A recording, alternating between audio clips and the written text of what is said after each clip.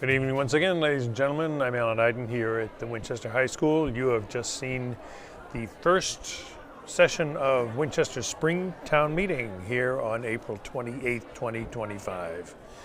Let's recap what has happened this evening. We have a new moderator, Philip Frateroli, who commented that moderators in Winchester turn over less often than popes. There's 56 articles on this warrant. 12 of them are consent articles, which were all voted on at once. Basically, consent articles are articles that is presumed there is no debate on them.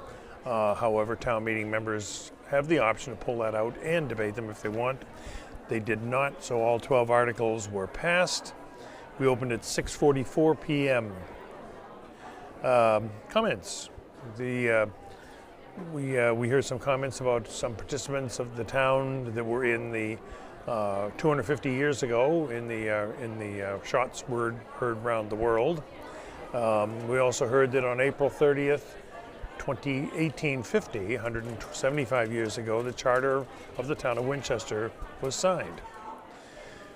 We had a moment of silence for two members that have passed. Charles Nuremberger. Was formerly on the select board, and James Johnson, just in the past couple of weeks, who was 18 years on the select board, as well as capital planning committee and other activities around town, including the town day committee. There was a moment of silence for both of those gentlemen.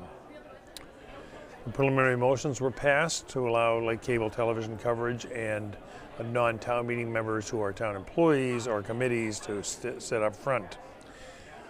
So the first half of the meeting was the reports of the town boards. We heard from the chair of the select board, Michelle Pryor, talked about the upcoming Morocco Culvert project and appropriating money to extend town assets and issues with the Converse Place project. He said the select board is focused on developing new housing and has a challenge of increasing healthcare costs, and they are looking for new revenue sources and cost cutting. Finance Committee Chair commented on the lack of capital investments in town. He said the town should be spending $24 million a year on capital projects. We did $21 million this year. And there is going to be a $4.6 million deficit this year. He emphasized the town needs to maintain its credit rating, saying that a drop in the credit rating, for example, could cost $5 million more on a potential Morocco school project. The school committee, chair of the school committee, talked about the goals of education, proud of the support of the students, commented on strikes in other towns that hindered education. And also about the growth in special ed and multi-language needs in the Winchester schools. They said they are examining every line of the school department budget, $70.4 million budget, which is a 6% increase this year, as they said, just to maintain the current levels. Beth Rudolph, the town manager, commented on Mike Wise's retirement as the operations director at the DPW. After many years of service, and said he will be missed. She said FY26 will be a challenge. There's $21 million of free cash, but it'll be around $19 million with the demands on that free cash. She said there was a 19% increase in the town's health insurance, therefore the town is looking for a new provider. She said we have 4.9% in affordable housing stock, far short of the goal of 10% to stay, so the town can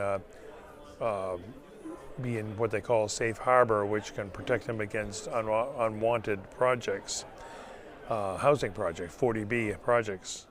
And the town is working on the development of the property that it owns at the corner of Washington and Swanton Street. Committee on Government Regulations spent summer and fall reviewing all the regulations. All the changes were reviewed with town council, and you'll be hearing some of these in upcoming articles. Educational Facility Planning and Building Chair Chris Nixon talked about the ongoing work here at the high school for to repair concrete deterioration. Also talked about the $1 million project to rebuild the gym, which is removing the floor and completely reconfiguring the gym to allow for more spectator space. He said that project will be ready for the fall. In the meantime, the graduation in spring will be held at Symphony Hall in Boston. The new Lynch School is on schedule. There's a full solar roof and on the canopies over the parking lot, and also has a green roof, so there'll be outdoor activities even within the school. Several items came in under budget, and he said there will be public tours probably in August. The new community CPA committee, Community Preservation Act, which is funded by a surcharge on the property taxes, gave a report. Recreation, housing, and community preservation are the goals of this fund. They'll be matched, the funds raised by this will be matched by the state beginning next year. And to be appropriated, applications are due next spring, and appropriations will be made next fall. There will be public hearings to discuss the use of these funds. Excuse me. The state said that we started faster than most other communities. Permanent Street Tree Committee reported next, talked on the declining status of trees, the benefit of the trees in the town, and especially to real estate values. They showed some maps of tree canopy analysis of the town, maps of the gains and losses, and there was an 8% loss in tree canopy in the last 5 years. After recess, we moved on to Article 3. The Planning Board report said the Planning Board loves acronyms. The duties of the board, talked about the duties of the board, and said that the town is in full compliance with the MBTA zoning law. North Main Street zoning will encourage mixed use, that North Main Street being from Skillings Road to the Woburn, on Main Street, Skillings Road to the Woburn town line.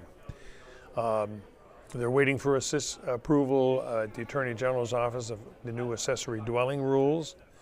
There are no major zoning issues pending, but the town does need to produce 40 units of affordable housing a year to stay in safe harbor, and we're not there.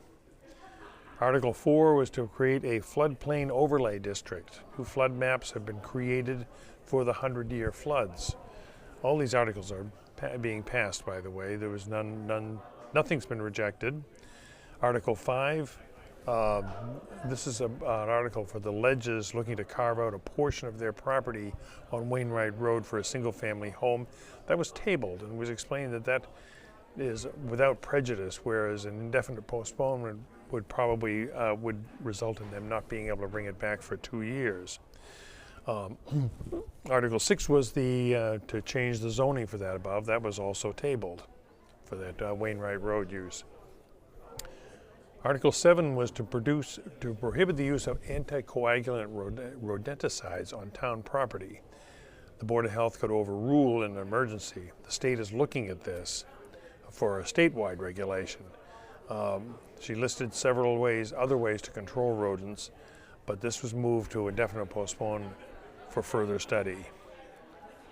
Article 10 was 5 motions to move free cash to cover some shortfalls in the budget. Article 14 was the Planning Committee report. They were thanking Mark Toogood and Meg White for their assistance on the projects, and commented on the many years of service of Jimmy Johnson.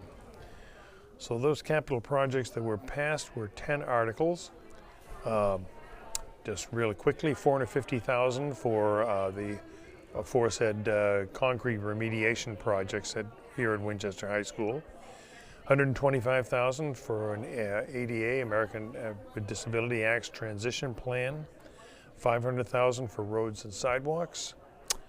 $175,000 for updates to the FEMA flood maps. And the comment there was that 275 households might get reduced flood rates because of the town's ongoing efforts on flood mitigation. New roadside brush cleaner for the DPW for $50,000. A new building department vehicle for $45,000, replacing an old electric vehicle. Transfer station trailer for the transfer station for $110,000. Building department records management's $102,000. Water and sewer MS4 compliance, whatever that is, for $150,000. And computer programming of the water treatment plant for $75,000. All of those passed. Article 17 was $1.5 million for a new pumping station, sewage pumping station on Woodside Road. Commented that was built in 1952, and that serves about 70 homes in that area. And that was passed. Article 18, also in the same area, same genre, was improvements to the water system on Cambridge Street. Set about 40 houses around Cambridge Street and Robinson Park, which is near the Arlington line. Iron pipes are rusting, a lot of rust in the water. That was $800,000. That passed. Article 19 is the large appropriation for a Morocco School culvert. That has been postponed till second to last article at town meeting. Article 20 was $200,000 from free cash to extend the life of town assets. We've been appropriating, the town has been appropriating $100,000 a year for this since 2015, and several comments were made as an excellent use of funds. Particularly, well, one example was a boiler that probably needed replacement, was failing at Morocco School, at Ambrose School, and $30,000 was used to fix it, and it is still going strong. So several committees reported on a good use of town funds to extend town assets, and that vehicles, building, equipment, etc. And that's where we ended up for the night. So this is the first session of Winchester's spring town meeting, and the next session will be this Thursday, and probably a fairly short session because financial articles will be taken up beginning next Monday. So we invite you to come back here and watch our coverage of it this Thursday, and next Monday continuing coverage of the Winchester Spring Town Meeting here at WinCam at the Winchester High School. For all the WinCam crew, I'm Alan Iden. Have a great night.